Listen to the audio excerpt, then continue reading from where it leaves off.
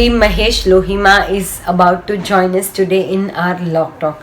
So before welcoming you all, I would like to introduce this great personality, this great man to you guys. He has a great patriotic nature and so he's serving for our nation. So he is a security officer in Air India. Successfully he has completed C license coaching course for coaches in Germany in 2011, obtained C and B certificates in NCC and successfully completed bomb detecting and disposal squad training by Government of India, appointed as coach in shooting sport by Air India Limited, has organized many games as a technical official, presently very active as a security officer in Air India in Terminal 2 at Mumbai. Heavy duty he has given in passenger security and screening at the airport during COVID-19 crisis. Also, he has taken an active part in Vande Bharat mission. Yes, my dear friends, it is the largest airlift program ever in the world in evacuating Indians stranded in many countries in the world.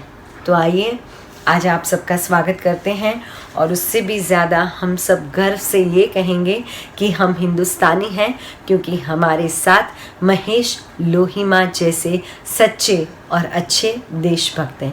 आइए शुरू करते हैं आज का lock talk, जिसमें आप जानेंगे समझेंगे कि एक इंसान अपनी ज़िंदगी में अपने हौसलों के साथ, बुलंद हौसलों के साथ कैसे आगे बढ़ता है। और उससे भी ज़्यादा मैं ये कहूँगी कि देशभक्ति का ये जज्बा हम सब अपने दिल में जगह पाएं और महेश जी जैसे कुछ अच्छे काम कर लें।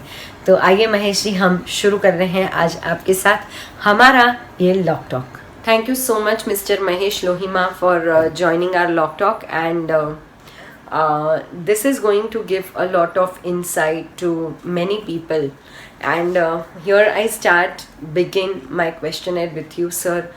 What was the motivation factor? What inspired you to join Air India? First of all, I would like to thank Sparkle Entertainment for this Lock Talk, जिसमें वो काफ़ी लोगों को पॉजिटिव वेव्स दे रहे हैं एंड काफ़ी अच्छी चीज़ें लोगों के बीच में शेयर कर रहे हैं।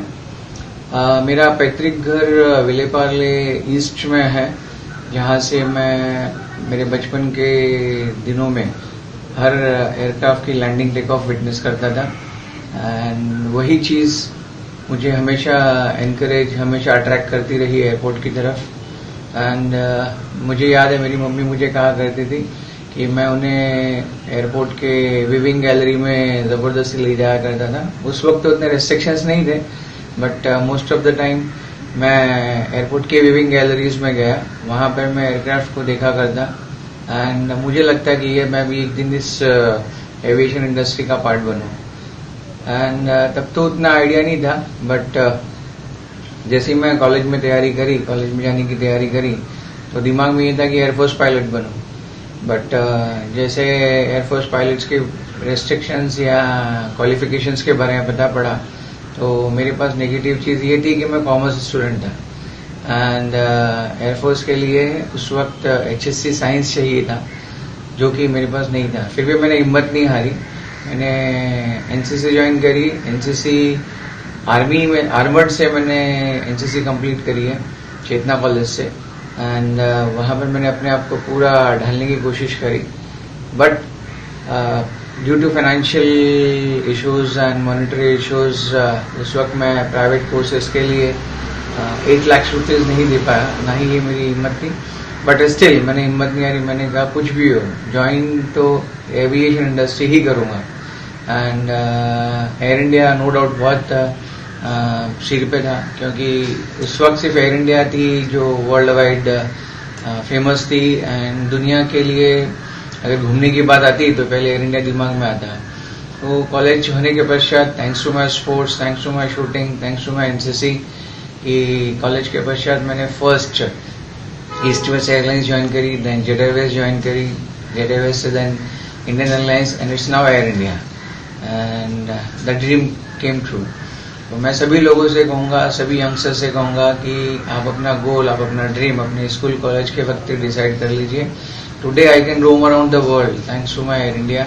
Today I can see the world. दुनिया बहुत बड़ी है एंड बड़ा सोचो, मैं सबसे यही कहूँगा, बड़ा सोचो, छोटा मत सोचो। What's your experience in this COVID-19 situation as a security officer at International Airport of Mumbai? Because this situation is very scary. जैसे ही फर्स्ट डे का लॉकडाउन अनाउंस हुआ, हमें पता था हमें बहुत सारी चीज़ों के लिए तैयारी करनी होगी एंड हम तैयार थे। स्पेशली द इंटरनेशनल पैसेंजर्स, उसमें भी इंडियन स्टूडेंट्स एंड उनके पेरेंट्स, उनके फ़ोन काफ़ी सारे हमें आते थे, मुझे आते थे। मैं उनसे यही कहता एंड उनसे हमारे शेड्यूल शेयर करता कि हम यहाँ से मुंबई तक ऑपरेट कर रहे हैं, जैसे टोरंटो हो गया, लंदन हो गया, न्यूयॉर्क हो गया। तो हम उनसे कहते हैं उन बच्चों को कहिए कि वहाँ तक पहुँच जाइए, वहाँ की जो भी लोकल अवेलेबिलिटीज़ हैं वो अवेलेबिलिटीज़ ट्रांसपोर्ट लीजिए, ट्रांसपोर्ट लेकर आप उस एयरपोर्ट तक पहुँचिए एंड उस एयरपोर्ट से यहाँ तक इस दिन ये फ्लाइट ऑपरेट कर रही है। एंड हम काफ़ी खुश थे उन पैसेंजर्स को जब हम अराइवल हॉल के बाहर अपने परिजनों से मिलते हुए देखते, उनकी दुआएं, उन दोनों चेहरे, उन पेरेंट्स एज वेल एज उन बच्चों के चेहरे। And no doubt they used to call us as an angels, but we said कि we are not angels, we are just working for our country, for our student. You just keep a blessing, nothing else. We are ready for all the things and we are capable enough to do all the things. उसके बाद जो चीज़ आई वो foreigners का यहाँ से operate करना, वो भी सक्सेस रहा। उसके बाद आया उड़ान, जिसमें हमने करीब 1000 टन्स ऑफ कार्गो का मूवमेंट किया है and if I am not wrong, to the best of my knowledge 500 के अड़ोस पड़ोस हमने फ्लाइट ऑपरेट्स की हैं एंड बहुत सारे पेरिशेबल्स, मेडिसिन्स हमने with in India and outside India handle की है। इस हैंडलिंग में बीइंग एन इंडियन, एक जो विनिंग पार्ट था वो ये कि जब सारा जहां बंद पड़ा हुआ था, मैं वहां पर इस बड़े अभियान में इन्वॉल्व था। चेहरे पे एक अजीब खुशी थी, दिल में भी एक अजीब सेटिस्फेक्शन था कि yes I am doing something for the emergency at the time of emergency. जिसका सेटिस्फेक्शन कुछ और ही होगा जो कि मैं खुद जान सकता हूँ और मैं उसको बयान नहीं कर सकता, but we did it. Mahesh ji, Vande Bharat mission, it's a pride mission of India. Can you please share some things about us? Can you please tell us that how did this mission functions? हमारा अगला पड़ाव था वंदे भारत मिशन, जिसमें मेरा खुद involvement था दूसरी countries में जाना and gulf sectors, Toronto, Melbourne, Jakarta, Malaysian side, Singapore, in countries से हमें अपने भारतीयों को लाना था। जिस फ्लाइट में मैं इन्वॉल्व था, जकार्ता फ्लाइट में, हम यहाँ से जकार्ता के पैसेंजर्स लेकर गए एंड वहाँ से अपने इंडियंस को भी लेकर आए। सो व्हेन जब हम इन्वॉल्व हुए जकार्ता के पैसेंजर्स को यहाँ से ले जाकर वहाँ अराइवल में, तो जकार्ता पैसेंजर ने हम इंडियंस को स्पेशली एक शब्द कहकर थैंक्स कहा कि thanks all Indians, you people did it and we thanks for all your cooperation. एक अजीब सा अनुभव था, क्योंकि भारतीय ये कहे समझ में आता है, बट एक फॉरेन स्टॉल में फॉरेनर्स हमें कहते हैं कि we are proud of you Indians, तो ये बहुत बड़ा अचीवमेंट था हमारे लिए। उसके पश्चात वहाँ से जब हम अपने पैसेंजर्स को लेकर मुंबई आए, उन चेहरों पे भी सेम अचीवमेंट था, उनकी तालियां, उनका एक अनुभव कि यस इस क्लोज डाउन में हम उनके साथ खड़े थे। मुंबई एयरपोर्ट आने के बाद उनके चेहरों की खुशियां देखते बनती थी। बड़ा अनुभव वो ये रहा कि हम सुबह 5 बजे से लेकर शाम को 9 बजे तक वो पीपीई किट पहन रखे थे। You people are very lucky that you are sitting at home. आप सोच के रखिए, आप सोचिए, देखिए, मीडिया में मैं भी देखता था कि मेडिकल स्टाफ 6-6, 8-8 घंटा पीपीई किट पहनता है and the sweating, my God. And मैंने पर्सनली उसका अनुभव किया है and it's a very difficult situation. Because एक बार जब आप पीपीई किट पहन लेते हो तो उसके पश्चात आपकी बहुत सारी चीजें रेस्ट्रिक्ट हो जाती है, तो ये मैंने पर्सनली अनुभव किया है। एंड एक और हमें एक न्यूज मिली थी कि लंदन मुंबई सेक्टर्स पे approximate 50 expected mothers were there. So it's a big achievement कि ये सारा हम कर पाए। एंड इस मिशन के पश्चात हमें कुछ दिन दो दिन हमें होटल क्वारंटाइन रखा गया, एंड उसके पश्चात its home quarantine now I am going at with, but all the things were taken care of and all the things were well handled, and again I feel proud that yes, I was a part of this mission. You are a patriotic person, and that shows in your role as a shooting coach also. So can you please explain us about it also? During my college days, with my college study, मैंने NCC भी complete करी है, और उस दौरान मैंने shooting को एक स्पोर्ट्स करके शुरू किया था। एंड बेसिक लीडरशिप कैंप, जो कि एक एनसीसी का बहुत बड़ा कैंप होता है, राजा सबसे बड़ा कैंप होता है, वो मैंने कंप्लीट किया। And after completion of my college I came towards civilian shooting, जहाँ पे मैं महाराष्ट्र को रिप्रेजेंट करता था। एंड मैंने ये देखा कि उस वक्त की availabilities, technical availabilities, kit availabilities and the participants वो उतने अच्छे नहीं थे जितने बाकी अदर कंट्रीज कर रही थी। And thanks to my coach mister Sanjay Chakraborty, जिन्होंने मुझे कोचिंग में लाया। तो इस दौरान एक नई रिस्पॉन्सिबिलिटी के साथ साथ मैंने ये भी नोट करा, मैंने ये भी पढ़ाई करी कि दुनिया में जो अचीवर्स होते हैं स्पोर्ट्स के, वो अपना स्पोर्ट्स 8 to 9 ईयर्स के एज में शुरू कर देते हैं, whereas we started at the age of 20-21 years, जहां पर वो अपना स्पोर्ट्स एंड पर आते हैं। सो ये एक चीज दिमाग में बैठी, और बीइंग अ कोच मैंने ये सारी चीजें अपने यहाँ पर ढालना शुरू करी। मैंने हर स्कूल कॉलेजेस में शूटिंग रेंज शुरू करना स्टार्ट किया। Ria college, Ruparel college, Tolani college, Janki Devi public school, Shailendra school, Saraswati high school, and tried my best कि आफ्टर एवरी 8 to 10 किलोमीटर्स कम से कम एक शूटिंग रेंज अवेलेबल हो, एंड वहाँ पर मैक्सिमम शूटर्स का इन्वॉल्वमेंट हो।